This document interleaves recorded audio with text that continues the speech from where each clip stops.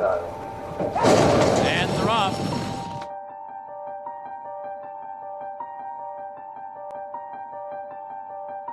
What a finish!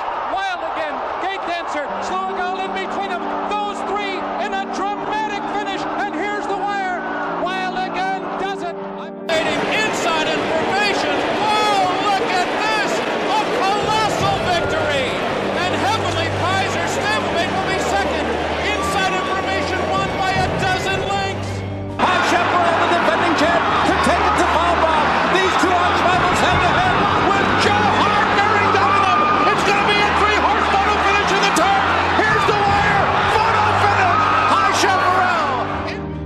Final to Smith. They're coming down to the finish. Lester Piggott flailing away at Royal Academy. It's all Greek to me toward the inside. Here's the wire. Head bobbing finish.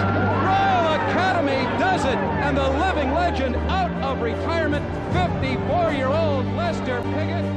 It is snappy landing, and they're coming down to the finish here. Here indeed is a superstar. A Razzie, absolutely brilliant. He was taken into a hard hold to win it here by 5, and he could have won by 10 perhaps. And Bertrando was second. Absolutely sensational. Howdy everybody, this is Doc from Thorofan coming to you with the final segment in our Great Breeders' Cup Moments series. Hope everybody's enjoyed it over the last week, and some of the more unique aspects and interesting facts and tidbits and great race memories from the Breeders' Cup. We're finally here. It's Breeders' Cup 2017. They're probably going to start hitting the post 4 or 5 hours from now, actually. The whole festival gets kicked off, so I do hope that everybody's enjoyed it. And for the final race in this segment and how we looked at all these great races, I'm going to pick a race from 1989, and it has a little bit more special significance for me because 89 was really the first year that I truly got involved in racing after my dad kind of introduced me to it and stuff like that. And Easy Goer was the first horse I really fell in love with. Things just didn't really work out as everybody had hoped in the Triple Crown, thinking that he was kind of the next Secretariat. He was supposed to breeze right through. But another very, very, very good horse from the West put a little bit of spoiling in those plans in the Triple Crown. And it really was probably one of the last great rivalries in general, but especially East Coast, West Coast rivalries that was out there. And just truly an amazing race. The drama building up to that Breeders' Cup Classic in 1989 was truly phenomenal. And it was a race that, well, would not disappoint. Let's take a look. 1989 saw a 3-year-old horse emerge on the scene who was supposed to be the horse we were all waiting for. The horse who would sweep through the Triple Crown. A horse who was impeccably bred by the gallant Alydar out of the Phipps's Champion Mare Relaxing. His name was Easy Goer, and he was a strikingly beautiful and massively built chestnut colt who seemed to win his Derby prep races with devastating ease. However, on that cold, raw, and rainy first Saturday in May, those dreams were shattered as another colt from the West, and trained by the great Charlie Whittingham, Sunday Silence, took that run for the roses.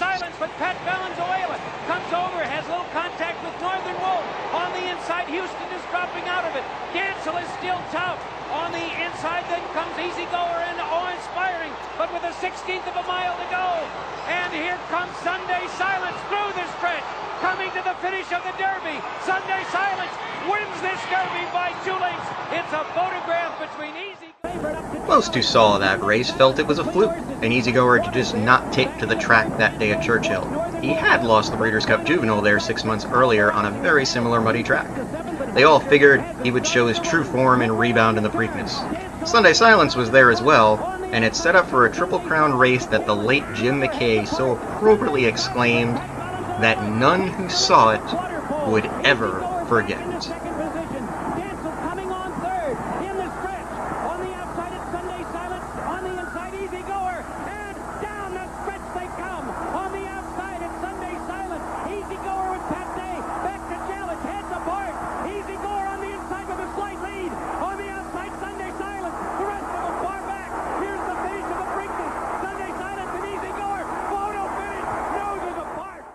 Could it be the leader. Could this, what many on the East Coast considered an upstart horse, actually be better than Easy Goer and be the one to win the Triple Crown that year? Was this going to be Alidar and Affirmed all over again? The Belmont Stakes was next, and it was a track and distance Easy Goer relish, winning with authority to deny Sunday Silence the Triple Crown. On the outside to challenge. Le Voyageur is hanging tough. Those three across the track and the others are far back. A quarter of a mile to go in the Belmont. Easy Goer on the outside takes command. Sunday Silence moves to the outside for the drive. Le Voyageur is now in third. And down the stretch they come. It's Easy Goer with a furlong to the finish in front by 5.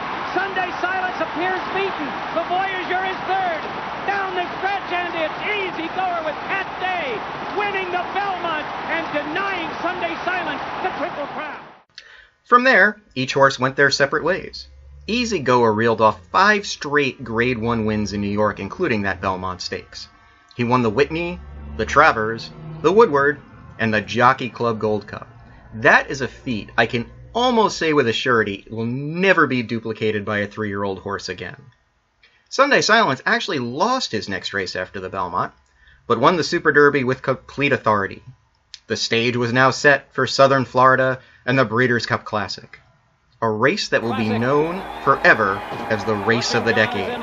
The rubber match was on, and to the victor would go all year-end honors. Poised in the gate, Belmont winner, Easy Goer in post position 1.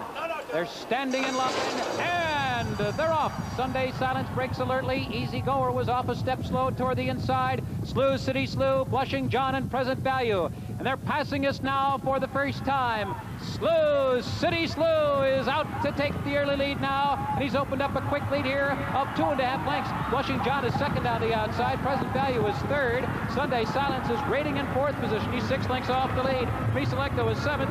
4 lengths back to Easy Goer. He is 10 lengths off the lead of Slew City Slew as they move into the first turn, and the trailers are Crypto Clearance and Western Playboy. Slew City Slew, and he zipped the opening quarter in 22 2/5 seconds. A brazen display of early speed in this 1.25 mile classic.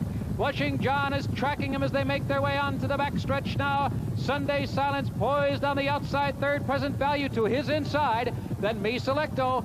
Easy Goer is yet to do his best running. He is still 9 lengths off the lead of Slew City Slew. He's 5 lengths behind Sunday Silence, and now he's beginning to roll.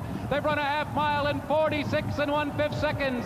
Slew City Slew weakening on the lead. Blushing John has been tracking him all the way. Sunday Silence bracing for the oncoming power of Easy Goer, who's right at his neck, and the stage is set with 3 furlongs to run in the Breeders' Cup Classic. Blushing John taking the lead 3/8 of a mile out. It's Blushing John in front. Sunday Silence on the outside, gearing up now. He's left Easy Goer 2.5 lengths behind. They're coming to the top of the stretch, and Blushing John is under a hand ride. He leads by 1.5 lengths. Sunday Silence, a threatening presence on the outside. Easy Goer is set down, and he's put to a fierce drive.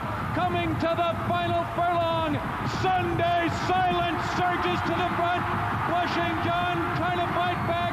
Easy Goer with one final acceleration, and Sunday Silence holds on, and he wins by a desperate neck. Well, there you go. Certainly heartbreak for people like me in the Easy Goer camp and our legion of fans. Vindication, some would say, for Sunday Silence, winning the rubber match in the race of the decade. A lot of people really felt Easy Goer lost that race because he could not do well around turns. Sunday Silence was the more athletic horse when it came to that, a lot of people felt, and that Easy Goer he couldn't accelerate the same way Sunday Silence would around turns, and that's where Sunday Silence kind of beat him in that race. And I always kind of believed that, and then I got a chance to talk to Pat Day a little bit at EquestriCon, actually, and he kind of gave me a different reason why Easy Goer didn't really run the way everybody thought he would. And it's a really interesting story, so if you ever get a chance to talk to Pat about it, ask him. He really kind of is just brutally honest on why Easy Goer really only ran about 1/4 mile of true run in that race of all the places that he did run, maybe 3/8 of a mile. So hope everybody does really enjoy the Breeders' Cup. It should be an absolutely phenomenal day of racing. Classic, what can you say? Will it be a Baffert Superfecta, perhaps? Will Gunrunner really jump up and show he is the horse of the year? Will Arrogate bounce back and show that he really is the horse that we all thought he was? Will there be an Arkong type of long shot win this year? Who knows? Also, Lady Eli and her kind of swan song race, that's going to be bittersweet for a lot of us that have followed her saga throughout the last couple of years. Just a phenomenal job that everybody did with that filly and just her fighting spirit. So many other great storylines in the Breeders' Cup that you really want to get behind. So hope everybody does enjoy it and that you really get some good money out of it. A lot of money to be made on Breeders' Cup Day if you bet the right way. I am Doc for Thorofan. We'll likely be back next week with another fun segment of The Name Behind the Race. For everything related to fandom, and all the great things about this amazing sport we call thoroughbred horse racing, be sure to check out Thorofan.com. Better yet, why not go there and become a member? Check out our great weekly newsletter and learn everything and anything there is to know about this wonderful sport we call thoroughbred horse racing. Thorofan, giving the fans a voice.